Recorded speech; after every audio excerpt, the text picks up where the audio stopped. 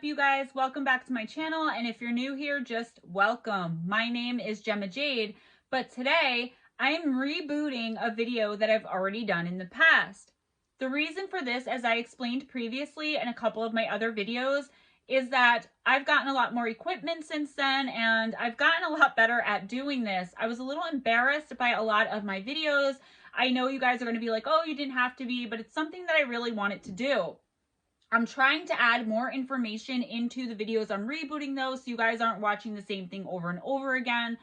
Hopefully you guys can give me some love and just rewatch it for me. It looks a lot better. I'm sure it sounds a lot better. I'm sure it is a lot better. So let's start with the mysterious death of Julia Wallace, the impossible murder. So this is one of those cases where I couldn't find a lot of information on the victim before she was married. And that happens a lot in these old time cases. Like, this isn't part of the old time criminals series because it does happen in the 20th century. It happens in the 1930s. But I really thought it was important to cover this case. That's why I chose it to begin with. It's very bizarre. It's very weird. And again, it's called the impossible murder. So there wasn't computers or a way of keeping information together, keeping track of people even like we have now back then. So there isn't a lot of information on Julia Wallace before she was married, just so you guys know. Normally I put a little bit more detail in here. As usual though, I'll give you everything that I have, let you form your own judgments and opinions, discuss them with me in the comments. If I get anything wrong, I'm sorry, just politely correct me in the comments. No big deal. Julia Wallace was born sometime in 1861 and her maiden name was Julia Dennis. A lot in this case has to do with her husband, William Herbert Wallace, as he is one of these suspects in and has a lot of involvement in her strange and suspicious and untimely death. William Herbert Wallace was born on August 29, 1878 in Cumbria, the United Kingdom.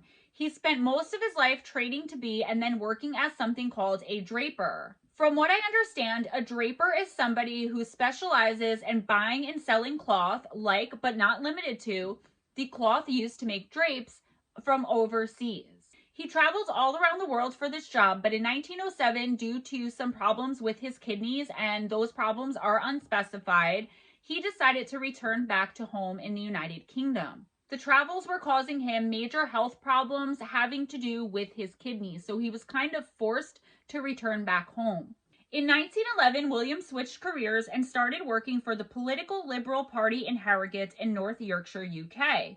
He worked as a Liberal election agent, and even as I was reading it, I could not understand what this job was. So if any of y'all know, please let me know in the comments below. It was in Harrogate, though, while climbing his way and working his way up this political ladder, that he met Julia Dennis for the very first time. Very soon after meeting, Julia and William were married. With World War I causing such substantial changes everywhere, especially for people involved in political work, it didn't come as much as a surprise that William ended up unemployed.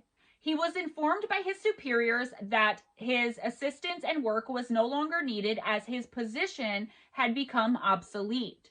It didn't exist anymore. In 1915, the couple moved to Liverpool, where William's father offered him a job as an insurance collections agent. He also lectured and taught in the local college, and the couple stayed in Liverpool from there on out. That was their new home. Let's move on to the evening of January 19th, 1931. Now 52 years old, William was returning home to the couple's house on Wolverton Street in Liverpool in the Anfield district. He had just attended a meeting of the Liverpool Central Chess Club where he played in a scheduled semi-professional game. While he was at the club, he received a handwritten message by the chess club captain who told him he had received this message by telephone 25 minutes before William had entered into the building to play in the chess match. This struck both gentlemen as odd, as William was nowhere near a regular attendee of these chess matches. In fact, he hardly attended at all, and the only one that really knew he was going to do this was his wife. So for someone to just take a random chance that he was possibly going to be there and call to give the captain this message to give him was very, very strange and didn't really make much sense. William was able to brush off the strangeness of the situation until the very next day, where he intended on going to the address that was given to him in the message. You see, the message was from someone who identified themselves as R.M. Qualtrough, and this guy said he wanted to meet with William the following night at 25 Menlove Gardens East in Liverpool to discuss insurance.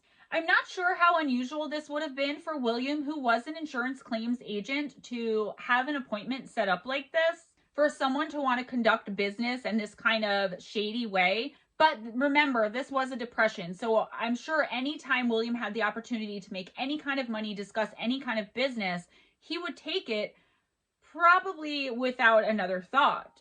After all, he was lucky enough to have a job during this era and probably just wanted to make the best of it. So he had every intention of showing up at this address the next day, the day after he received the message. The next night, on January 20th, William took a tram car so as to arrive at the expected time of 7:30 p.m. as the message requested. While he rode in the tram car, though, according to other passengers and the conductor, William seemed agitated that night and kind of made himself a nuisance when the conductor had to ask him 3 or 4 times to produce his ticket, which William eventually did, but he seemed like spaced out. William explained that he was distracted because he was looking for an address he had never been to before, and he was said to be, quote, pestering, end quote, the tram conductor to let him know which stop to get off at.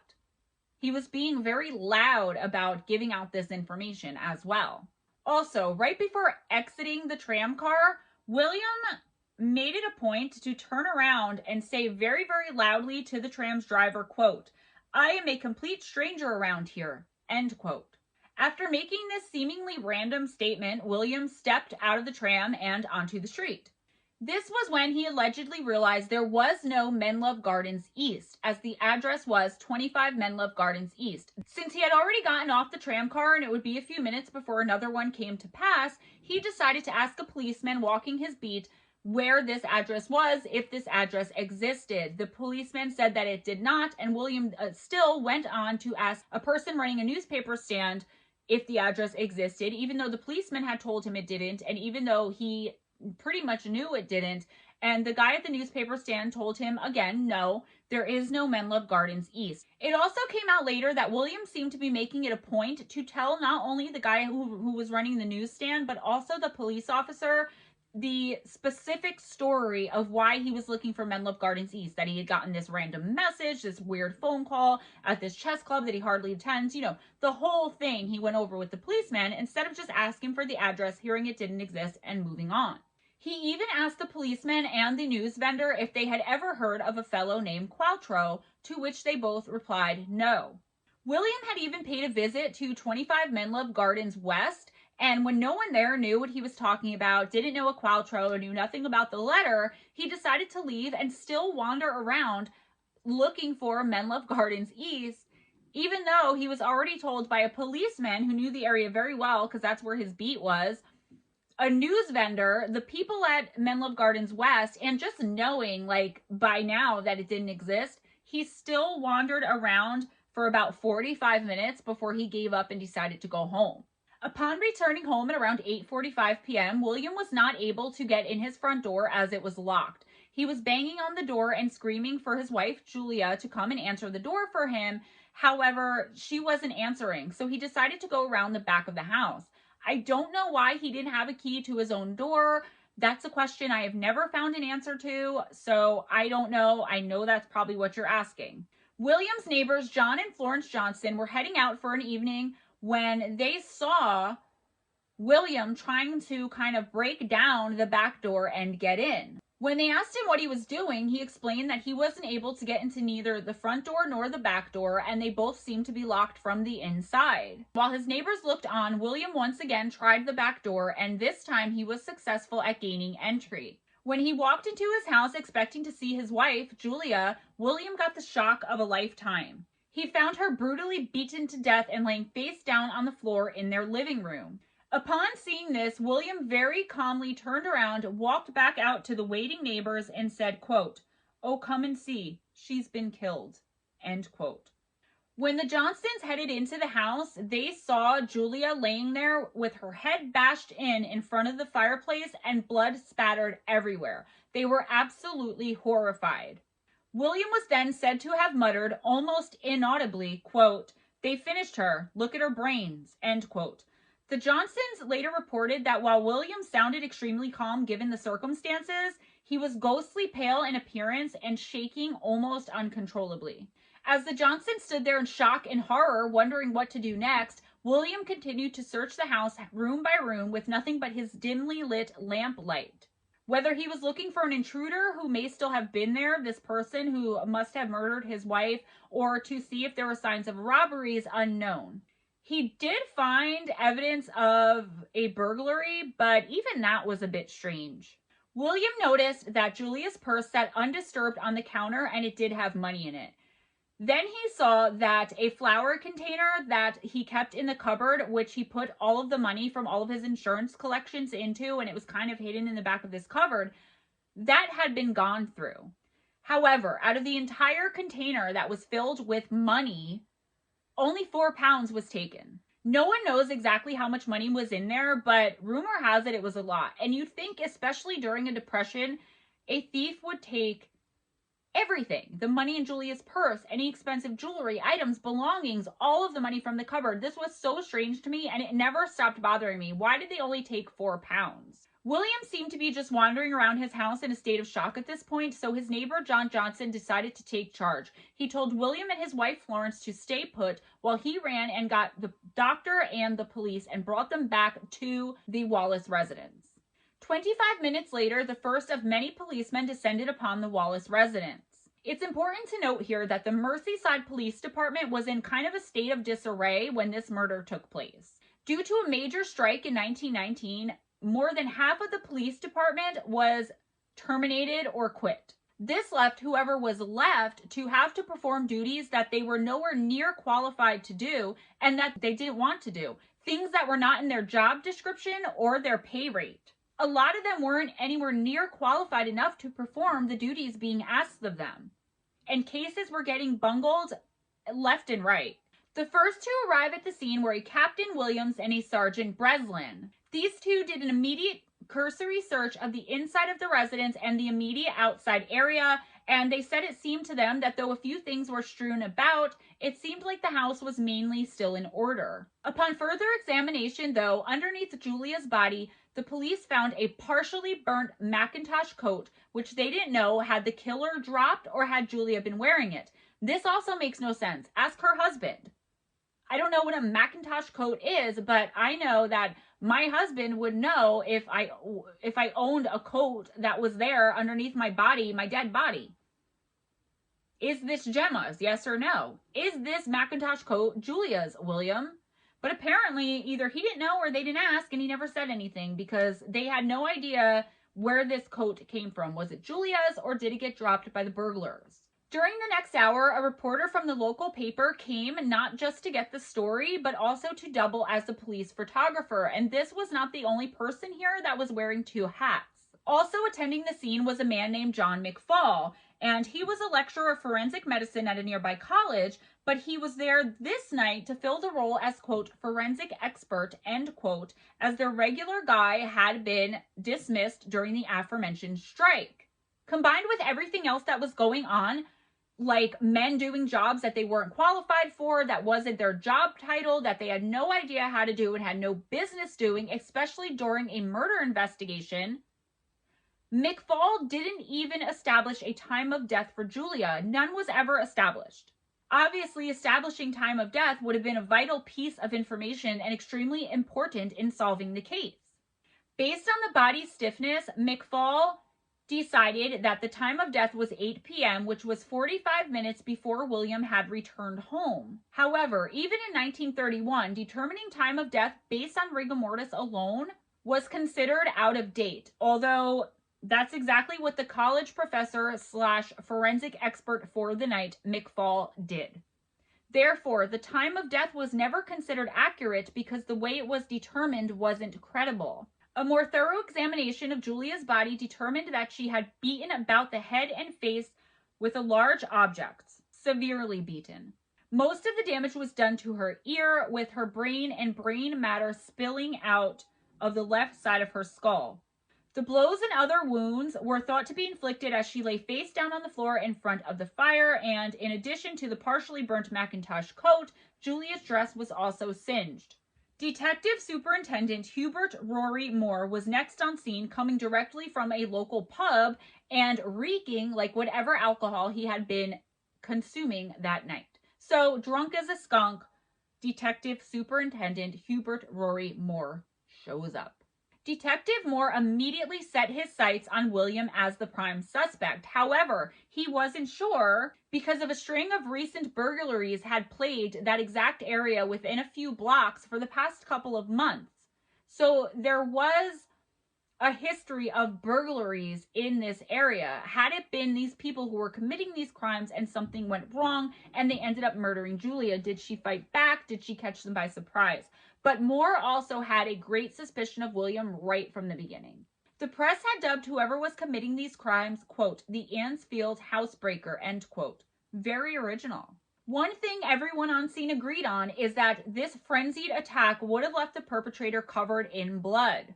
The blood spatter alone went up the wall 7 feet high, and because there was no blood residue or blood found in the sinks or drains, which they did check, they made the presumption that whoever killed her had to have fled covered in blood. The Wallace's housekeeper would later tell the police that an iron bar and a fire poker were missing from the fireplace that Julia was laying dead in front of. To this day, no one knows if one or both of these was the murder weapon. As these searches were being conducted, William sat down at his kitchen table and calmly told the detectives questioning him about the strange message left at the chess club hall the day before by a man he had never heard of before, and the wild goose chase he was led on that night to find an address that was given to him where he was supposed to meet to talk about business, that the address did not exist. He told the whole story over again. At around midnight, so technically now on January 21st, William was taken down to the police station to give a formal statement. He told the investigators, quote, I have no suspicion of anyone, end quote, when asked if he had any idea who would want to do this to him or his wife.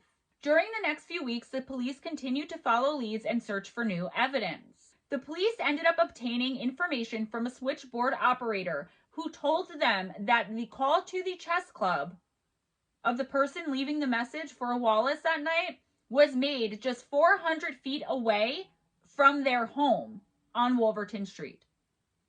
So somebody used a payphone 400 feet away from Julia and William's home to call the chess club with the message for William. Were they being stalked? The police felt this was way too much of a coincidence, combined with the fact that the booth the call came from was directly across from where William took the tram car the night of the supposed meeting. And as we know, the call was placed 25 minutes before he had arrived at the chess club, which would have left him enough time to have murdered his wife and then went to the chess club. But would it have given him enough time to clean up? As we know, according to the police and the forensics that they had back then, nobody had tried to wash up in any of the drains in the house. So would he have had time to do all that? And where did he clean up and then run to the chess club? The impossible murder, guys. Here it is. So the police were wondering, could he have made the call himself, perhaps disguising his voice? The police were also suspicious of what they heard was William's bizarre behavior while on and while exiting the tram car. How he kept stating over and over again very loud to these random strangers that he was a stranger in the area, he had no idea where he was going, he was meeting a stranger. Why just keep repeating that to strangers? Nobody, it's like being on the bus and like telling people where you're going. Nobody cares. It seemed to some that he was purposefully trying to make himself be remembered so that he can prove that he wasn't at the house that night to have killed his wife. When police questioned friends and neighbors, they were surprised to learn that Julia and William were considered, quote, a strange couple, end quote.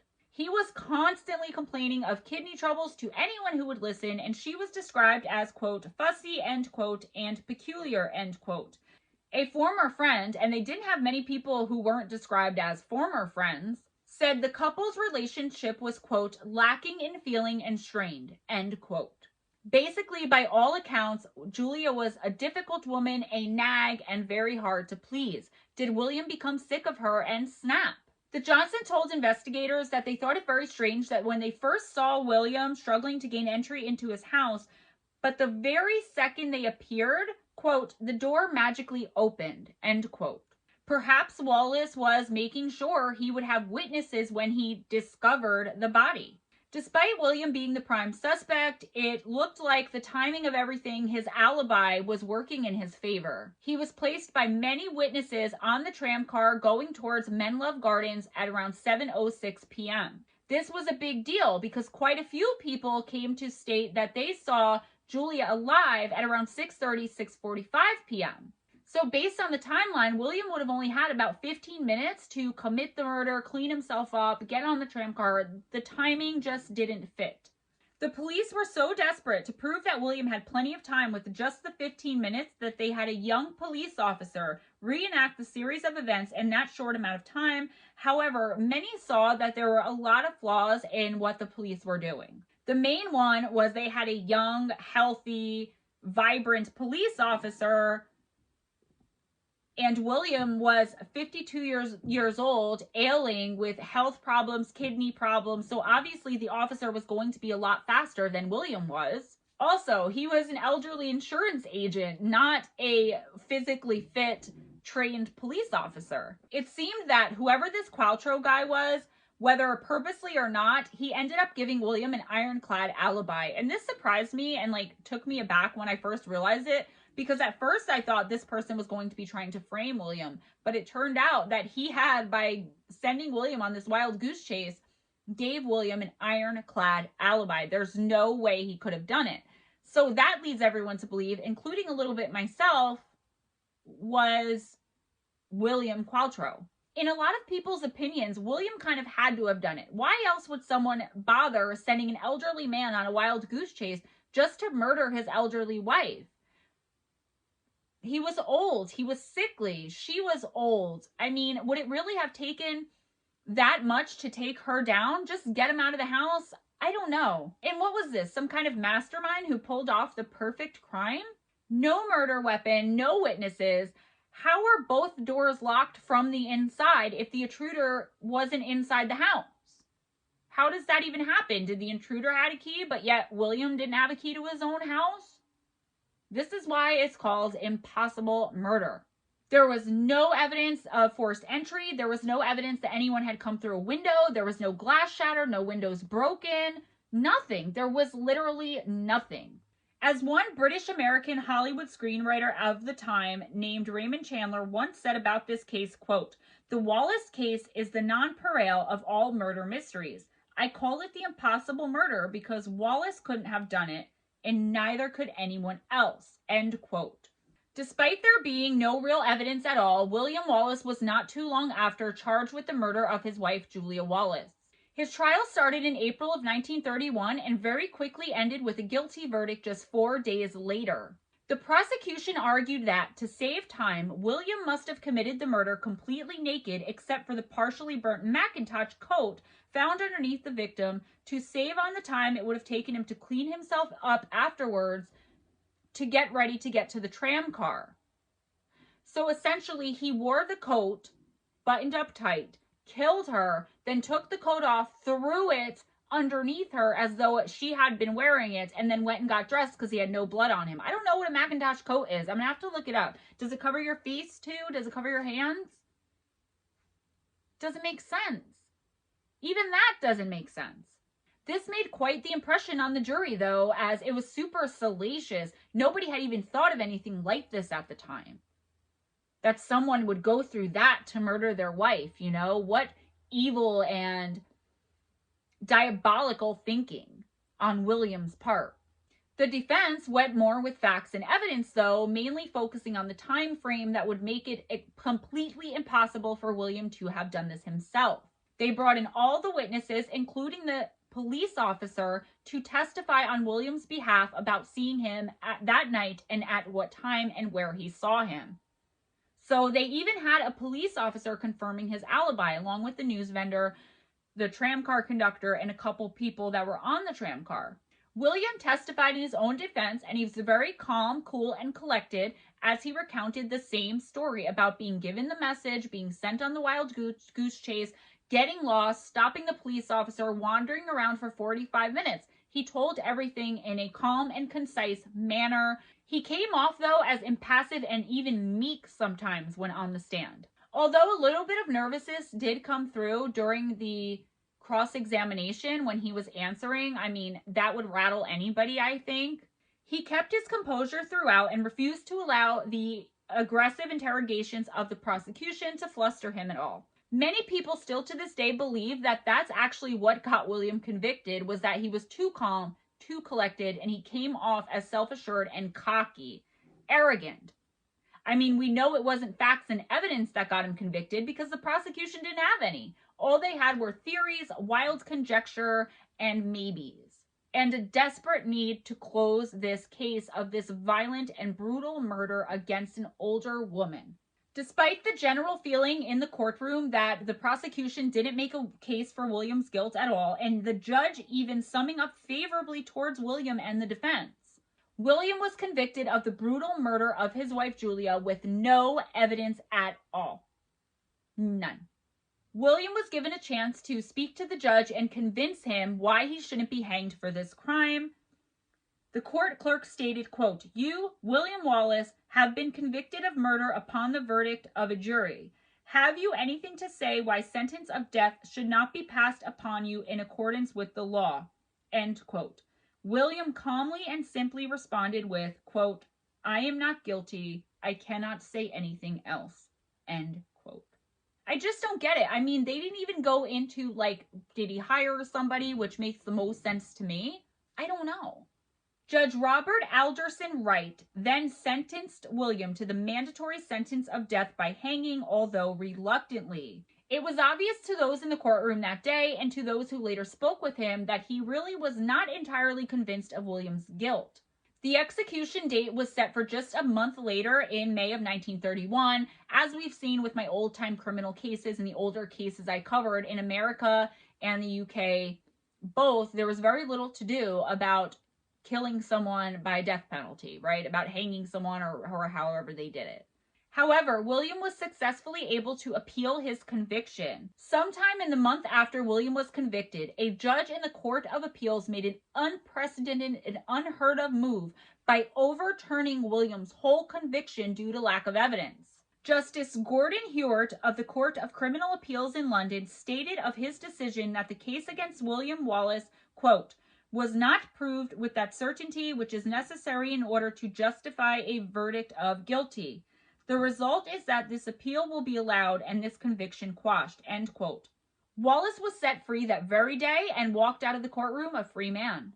True to form, as they always do and as they had done in this case from the very beginning, the press had an absolute field day. They printed articles accusing William of being an occultist, a womanizer, a highly intelligent, brilliant mastermind who cheated on his poor murdered wife and who was able to get away with the crime without leaving any evidence.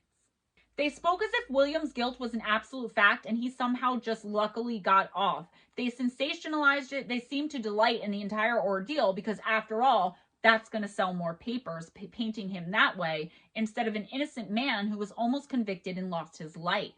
One newspaper wrote of William Wallace, quote, "the chess player they couldn't checkmate," end quote. They wrote about how, just like the popular fiction novel so popular in those days, William had flawlessly plotted and executed a truly nefarious murder that outwitted the police and, as we know, armchair detectives for generations to come. Seemingly defeated and overburdened by the trial, all of the media generated about him being a cold-blooded killer, a horrible person, a Satan worshiper, and quite possibly because of the loss of his wife and his finally being able to grieve properly now that he was a free man again, William left Liverpool and retired to living a quiet, unassuming, and anonymous life. He lived on the Wirral Peninsula, where he desperately tried to live out the rest of his life in peace. Around Christmas of 1932, William Wallace became extremely ill due to the kidney problems that had plagued him most of his life, and he passed away just a couple months later in February of 1933. There was no deathbed confession or secret evidence that was squirreled away, passed on either right after his death or even since. If the mild-mannered insurance agent who was described as strange by his neighbors had any secrets, they died with him. Since his death, or perhaps some could even say since the murder itself took place, this case has become one of the most widely debated of all true crime cases ever. There's even a paranormal element that I said I was going to put a part 2 up and put that in and a couple of other suspects, But once I researched further into that, it would have been like a 10-minute video. So if you guys want to look that up, the chess captain was another suspect, and it was like for some ridiculous reason or whatever. William had fired him recently. And there was also a paranormal element, which I really don't remember because I couldn't wrap my head around it, but there was one. There have been dozens of books written about it, with just as many focused on why he was absolutely innocent as to why he was definitely guilty. As the fiction crime writer and detective novelist of the day, Dorothy Sayers once put it, quote, "The Wallace murder had no key move and ended, in fact, in a stalemate," end quote. Guys, be sure to give this video a thumbs up if you enjoyed it, if you enjoy hanging out with me, and just if you want to help me out and support me. I have videos with hundreds of views and like 9 or 10 likes. Please hit that thumbs up button. It really helps me out. Thank you so much for hanging out with me today. Thank you so much for being patient and understanding as to why I wanted to redo some of these older cases that I've done. It just makes me feel a lot better, a lot more confident in my work. So please rewatch the video, support your girl like you always do. Please check out the description box for some links. I am not monetized all across the board, so please, if you can help support the channel financially, consider clicking on either the Patreon button to become a patron or the PayPal link, the Patreon link or the PayPal link, and donate either way, monthly recurring through Patreon or once through PayPal. Either way, you will have access to the Patreon only content when you donated. Every little bit helps, and I really, really appreciate it. If you cannot support me financially, that's fine too, because you can support me by clicking on some of the other links. The Fireside Chat with Steve and Gemma, that's our live stream every Sunday night, 7 p.m. Eastern, 4 p.m. Pacific, and 12 midnight UK time. And also by going over to our podcast, Strange Things with Steve Stockton and Gemma Jade, and clicking like and subscribe over there if you haven't already. There are only a few episodes out. We went on a hiatus to stop and write our book, but we are going to be putting one out very, very soon, and we would love to have you support us there, as you guys always do. Be kind to each other, guys. It doesn't cost anything. It can gain you so much. Don't judge. Let your kindness show. With all that being said, I will see you next time. Don't forget, click the links, hit the like, subscribe, tap that notification bell. Do your girl a favor. I love you and appreciate you so much. Bye-bye.